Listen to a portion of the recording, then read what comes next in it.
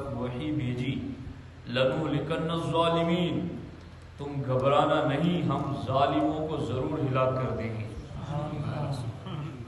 جی لنہلکن الظالمین، ہم ظالموں کو ضرور ہلاک کر دیں گے. اور پھر تمہارا کیا ہوگا؟ تم کو تو نکالے جانے کی باتیں ہو رہی تھی. وَلَنُسْكِنَنَّكُمُ الْأَرْضَ مِنْ بَعْدِهِمْ، اور ان کو ہلاک کرنے کے بعد پھر اس سرزمین میں ہم تمہیں کو بسائیں گے. ان کو ہلاک کرنے کے بعد پھر اس زمین میں وَلَنُسْكِنَنَّكُمْ. یہ طلبہ حافظ فیضان صاحب ابھی وہ گرامر پڑھ رہے ہیں نا عربی کی، تو یہ وَلَنُسْكِنَنَّكُمْ، یہ لام تاکید بانون ثقیلہ، یہ دیکھیے یعنی اتنا زور پیدا کیا جا رہا ہے کہ انہوں نے جس زور سے کہا تھا نا لَنُخْرِجَنَّكُمْ، یہاں بھی لام تاکید نون ثقیلہ، لَنُخْرِجَنَّكُمْ، ہم تمہیں ضرور بھی ضرور نکال دیں گے، تمہیں رہنے نہیں دیں گے. اور پھر او لَتَعُودُنَّ، تو یہاں بھی لام تاکید بانون ثقیلہ، یا تمہیں اگر نکالیں گے نہیں تو کم از کم گھر واپسی تمہاری ضرور کرائیں گے. تو اب جتنی تاکید سے انہوں نے کہا نا، اللہ تعالیٰ نے فرمایا لَنُہْلِكَنَّ الظَّالِمِينَ. تم کیا زور لگا کے کہتے ہو؟ رب کا حق کلام، سچا کلام، رب کہتا ہے ہم ایسے ظالموں کو ضرور بھی ضرور ہلاک کر دیں گے. اور ایمان والو تمہیں فکر نہیں کرنا ہے. وَلَنُسْكِنَنَّكُمُ الْأَرْضَ مِنْ بَعْدِهِمْ، ان کو ہلاک کرنے کے بعد اس سرزمین میں ہم بسائیں گے تمہیں لوگوں کو. اللہ اکبر، اللہ اکبر، اللہ اکبر. اب اللہ تعالیٰ فرماتا بس تمہیں کرنا کیا ہے؟ جب تمہیں کوئی نکال تو سکے گا نہیں، تمہیں رہنا ہی ہم بسائیں گے، ظالموں کو ہلاک ہم کریں گے. بس تمہیں کرنا کیا ہے؟ ذَلِكَ لِمَنْ خَافَ مَقَامِي وَخَافَ وَعِيدِ، بس کہ تمہیں میری بارگاہ میں قیامت کے دن کھڑے ہونے کے بارے میں ڈرنا ہے. وَخَافَ وَعِيدِ، اور میں نے جو کچھ عذاب کی خبر سنائی ہے اس سے تمہیں ڈرنا ہے.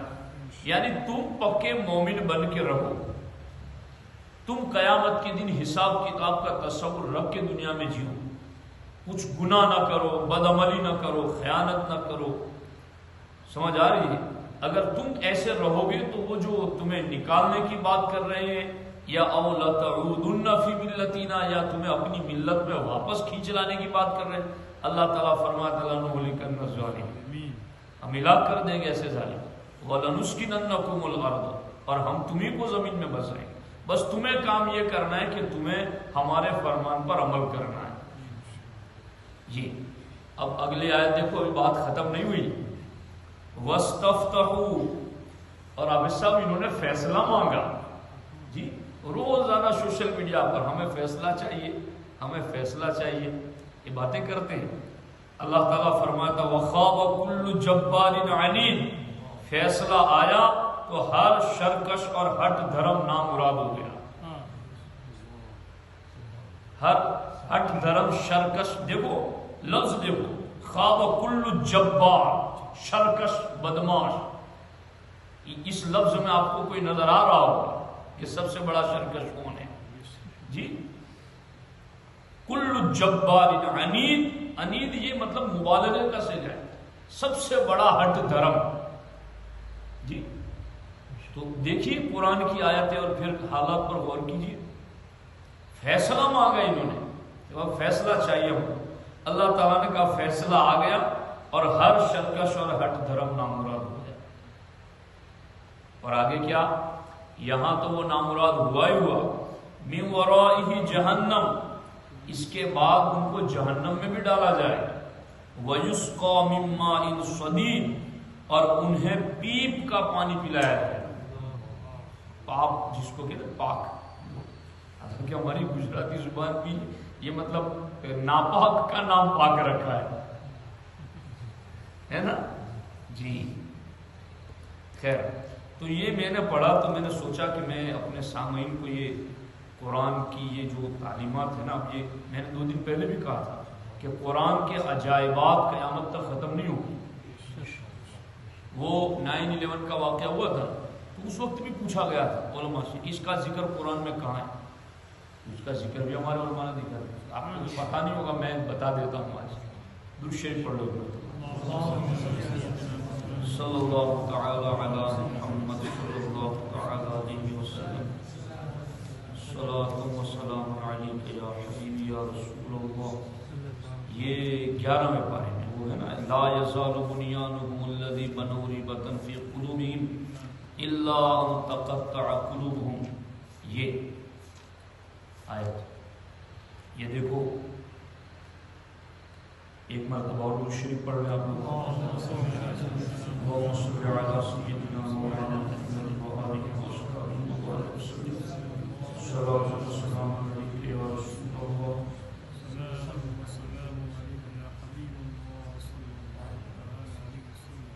دیکھو یہ ہے قرآن شریف کی سورہ توبہ اور 11واں پارہ. تو اس کا ترجمہ کیا ہے؟ لا یزال بنیانهم الذی بنوا ریبۃ فی قلوبہم.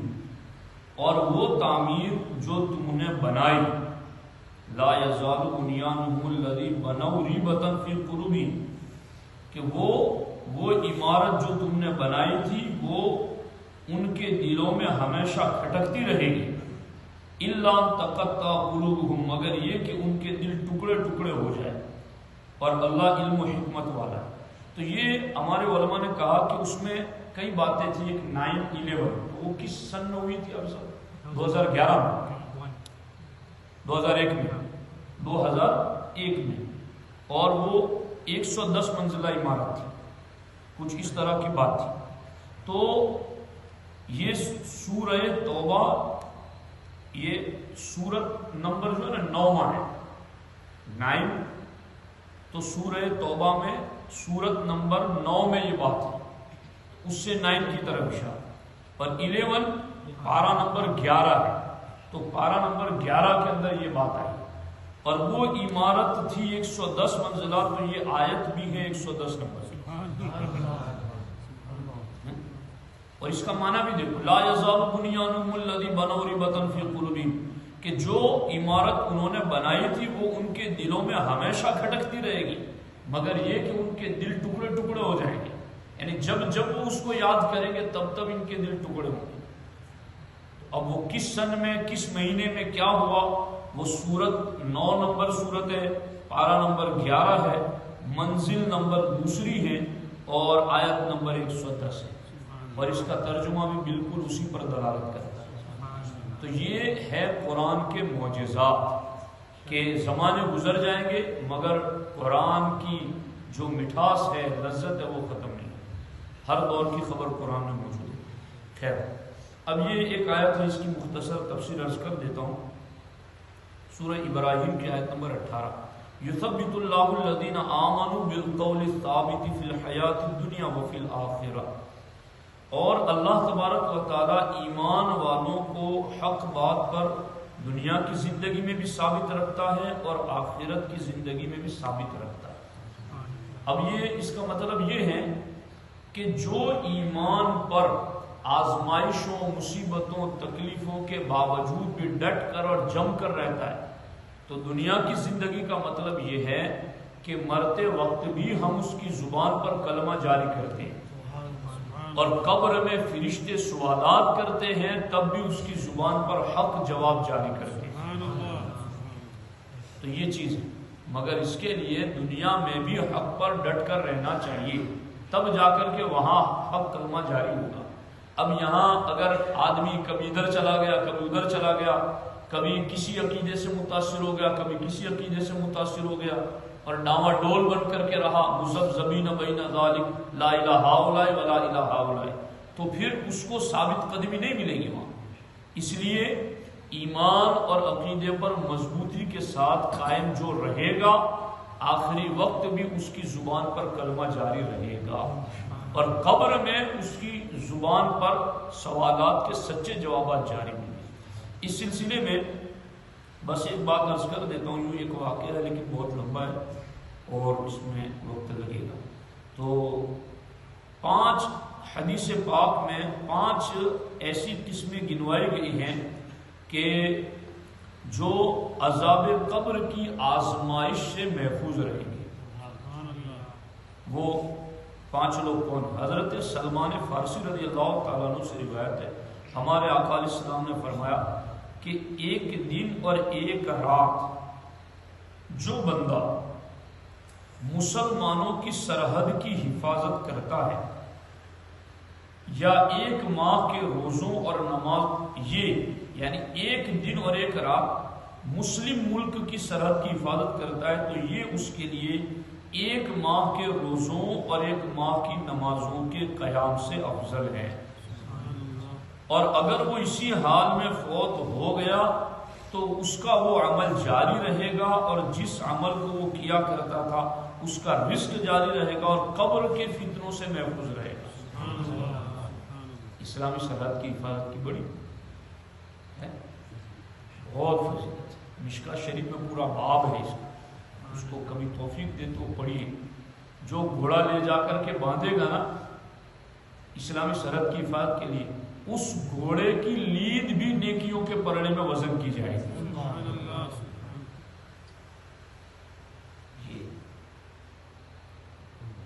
اور اس راہ پر چلنے والی گرد اور جہنم کا دھواں دونوں اکٹھا نہیں ہو سکتے۔ جسے اس راہ کی گرد لگ گئی بدن پر، اس بدن کو اللہ جہنم کے دھوئیں سے بھی محفوظ فرما دے گا۔ تو ایک یہ فتنوں سے قبر کے محفوظ رہے گا، پہلا۔ دوسرا، اللہ اکبر، ایک شخص نے بارگاہ رسالت میں عرض کیا، یا رسول اللہ صلی اللہ علیہ وسلم، شہید کے سوا تمام مسلمانوں کا قبر میں امتحان لیا جاتا ہے؟ تو سرکار نے فرمایا، اس کے سر پر یعنی شہید کے سر پر تلواروں کا چلنا اس کے امتحان کے لیے کافی ہے۔ اب اس سے قبر میں پوچھ گچھ نہیں۔ اللہ۔ تیسری حدیث پاک، حضرت ابن عباس رضی اللہ تعالیٰ عنہ راوی ہیں، سرکار دو عالم صلی اللہ علیہ وآلہ وسلم کے صحابہ میں سے ایک شخص نے ایک قبر پر خیمہ لگا دیا، پتہ نہیں تھا یہ قبر ہے، اور اچانک وہ کسی انسان کی قبر تھی اور اس میں جو بندہ تھا وہ سورہ ملک پڑھ رہا تھا، حتیٰ کہ یہ جس نے خیمہ لگایا تھا انہوں نے سنا کہ اس نے پوری سورہ ملک ختم کی۔ وہ خیمہ لگانے والے صحابی سرکار کی خدمت میں حاضر ہوئے اور عرض کیا، حضور میں قبر پر خیمہ لگا دیا تھا اور میرا گمان یہ نہیں تھا کہ یہ قبر ہے، اس میں تو ایک مسلمان تھا، اس نے سورہ ملک پڑھ رہا تھا، حتیٰ کہ اس نے پوری سورہ ملک ختم کی، میں نے اپنے کانوں سے سنی۔ تو سرکار نے فرمایا، یہ سورت مانعہ ہے، سورہ ملک مانعہ، روکنے والی، یہ عذاب قبر سے روکنے والی ہے۔ جو سورہ ملک کا روزانہ پڑھنے کا رات کو پابند ہوگا تو یہ سورت اس کو قبر کے فتنوں سے محفوظ فرمائے گی۔ چوتھی روایت، اللہ کے رسول علیہ السلام نے ارشاد فرمایا، جو شخص بیماری میں مرا وہ شہادت کی موت مرا اور وہ قبر کے امتحان سے محفوظ رہے گا، اس کو صبح و شام جنت سے رزق دیا جائے گا۔ بیماری میں مرا، کبھی کبھی کچھ لوگ کسی کو بیماری ہو جاتی ہے، بیماری میں کوئی انتقال کرتا ہے تو لوگ اس کو برا سمجھتے ہیں، کیوں خام کا برا سمجھتے؟ ہو سکتا ہے کہ اس کی کچھ گناہ ہو اور اللہ پاک کرنا چاہتا ہو، اس لیے اس کو آزمائش دے دی کہ تو میرا پسندیدہ ہے، تو میلا کچیلا میرے پاس آئی ہے، مجھے پسند نہیں ہے، میں آزمائش ڈال دوں، تجھے صبر دوں تاکہ تو دنیا سے جائے تو صاف ستھرا ہو کر کے جائے۔ یہ بھی تو کبھی کبھی لوگوں کی عجیب پوزیشن ہے، لوگ کسی کو مبتلا دیکھتے ہیں تو خوش ہوتے ہیں، کچھ دیکھو ابھی اس کی پکڑ ہے، اب مزہ آئے گا، تو وہ تو نکل جاتا ہے، حدیث پاک کا مفہوم ہے، وہ تو مصیبت سے نکل جاتا ہے، خوش ہونے والا اس سے بڑی آزمائش میں مبتلا ہو جاتا ہے۔ تو کیوں ایمان والوں کو مصیبت میں دیکھ کر خوش ہو؟ دعا کرو نا اس کے لیے، جی اس مصیبت سے نکل جائے، اللہ سمجھ عطا فرمائے۔ پانچویں روایت، سرکار دو عالم صلی اللہ علیہ وآلہ وسلم نے ارشاد فرمایا، جو مسلمان جمعہ کے دن یا جمعہ کی رات فوت ہو اس کو اللہ قبر کی آزمائش سے محفوظ رکھتا ہے۔ اچھا، یہ جتنی بھی روایتیں ایسی اس قسم کی جتنی بھی ہیں وہ ساری اسی کو ملے گی جو مومن ہے، جو مومنہ ہے۔ جس کا ایمان عقیدہ ٹھیک نہیں ہے وہ چاہے رمضان میں مرے یا بقی میں دفن، سمجھ آ رہی ہے نہیں ہے، اس کے لیے کوئی بشارت نہیں۔ تو میں اس پر انشاءاللہ اس ٹاپک پر گفتگو کروں گا۔ میں نے پورا مضمون تیار کر کے رکھا ہے۔ قرآن مجید کی تقریباً 10 آیتیں میں نے اکٹھا کی ہیں، وہ الگ الگ جگہوں سے، جس میں اللہ رب العزت نے ساری آیتوں میں ایک ہی بات کی ہے کہ تمہارا عمل قبول ہوگا اگر تمہارا عقیدہ ٹھیک ہے۔ اللہ تو ایک آیت میں بھی کہہ دیتا تو کافی، مگر یہ جگہ جگہ 10 سے زیادہ مقامات پر رب ذوالجلال نے فرمایا۔ آج بھی بچے نے پڑھا وہ کرماد اشتدت به الريح في يوم عاصف، پڑھا نا؟ کس نے پڑھا؟ آپ نے پڑھا؟ ہاں، کرماد اشتدت به الريح في يوم عاصف لا يقدرون مما كسبوا على شيء۔ میں لقمہ اس لیے نہیں دیتا کہ جلد بازی مجھے پسند نہیں ہے اور یہ ہمارے بچے ہیں، ورنہ پوری لائن میں پیچھے پیچھے ہی چلتا ہوں، لیکن یہ کہ ہم بچے ہیں اور ایسے بھی شریعت میں اجازت ہے کہ آپ ان کو 3 مرتبہ ریپیٹ کرنے کا موقع دیجیے اور ان کا حوصلہ ٹوٹنے نہ پائے۔ ہمارے علماء نے یہ اصول اسی لیے لکھا ہے کہ اگر ان کو مصلی پر اگر آپ چانس نہیں دیں گے، ریپیٹیشن کا موقع نہیں دیں گے تو ان کے جذبات کمزور ہو جائیں گے، پھر خدا نہ خواستہ کہ یہ قرآن چھوڑ کے نہ چلے جائیں۔ تو یہ ایسے مواقع پر ان طلباء کے جذبات کو مزید حوصلہ دینے کی ضرورت ہوتی ہے۔ تو میں الحمدللہ سمجھتا ہوں پیچھے تو یہ چیز کہ اس میں بھی وہاں بھی اللہ تعالیٰ نے یہ فرمایا کہ مثل الذین کفروا اعمالهم کرماد اشتدت به الريح في يوم عاصف، کہ جن لوگوں نے اپنا عقیدہ بدل دیا، کفر اختیار کر لیا، ان کے اعمال کی مثال راکھ کی طرح ہے، راکھ کی طرح۔ راکھ، اب یہاں تو سب گیس ہی گیس چلتا ہے، تو راکھ کئی بچوں نے انہوں نے دیکھی نہیں ہوگی۔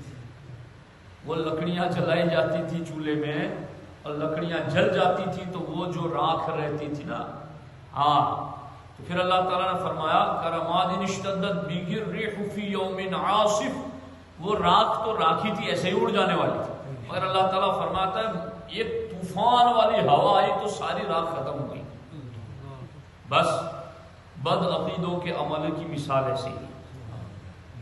اس لیے یہ اور اس قسم کی جتنی بھی حدیثیں جن میں بشارتیں ہیں یہ انہی لوگوں کے لیے ہیں جن کا ایمان اور عقیدہ درست ہے۔ ایمان عقیدہ درست ہے تو انسان کی نجات ممکن ہے، اور عقیدہ درست نہیں تو چاہے اس کے عمل کتنے زیادہ اس کی نجات ممکن نہیں ہے۔ اللہ تبارک و تعالی ہمارے ایمان اور عمل کی حفاظت فرمائے۔ بسم اللہ الرحمن الرحیم۔ اللہم صلی علی سیدنا مولانا محمد وآلہ وصحبہ وبارک وسلم۔ یا اللہ یا رحمان یا رحیم، ہمارے اس محفل کو اپنی بارگاہ میں شرف قبولیت عطا فرما۔ یا اللہ یا رحمان یا رحیم، عذاب قبر سے جو محفوظ رہنے والے میرے اللہ، ہمیں ان میں سے کسی ایک میں ضرور شامل فرما۔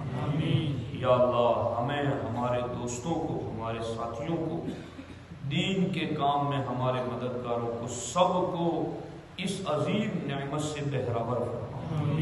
یا اللہ یا رحمان یا رحیم، تیرا پاک کلام پڑھنے، سمجھنے، سمجھانے کی توفیق عطا فرما۔ یا اللہ ہمارے طلباء کو علم نافع عطا فرما، عمل صالح کی توفیق عطا فرما، انہیں عالم با فیض بنا، ان کے سینوں کو قرآن و سنت کے اسرار و رموز پر واقفیت عطا فرما۔ یا اللہ ہماری مسجد اور ہمارے مدرسے دونوں کو شاداب اور آباد فرما۔ یا اللہ یا رحمان یا رحیم، اہل ایمان کو اس مسجد سے، مدرسے سے، دونوں سے خوب فائدہ اٹھانے کی توفیق عطا فرما۔ لی خمسۃ نطفی بها حر الوباء الحاطمہ المصطفى والمرتضى وبناهما والفاطمہ۔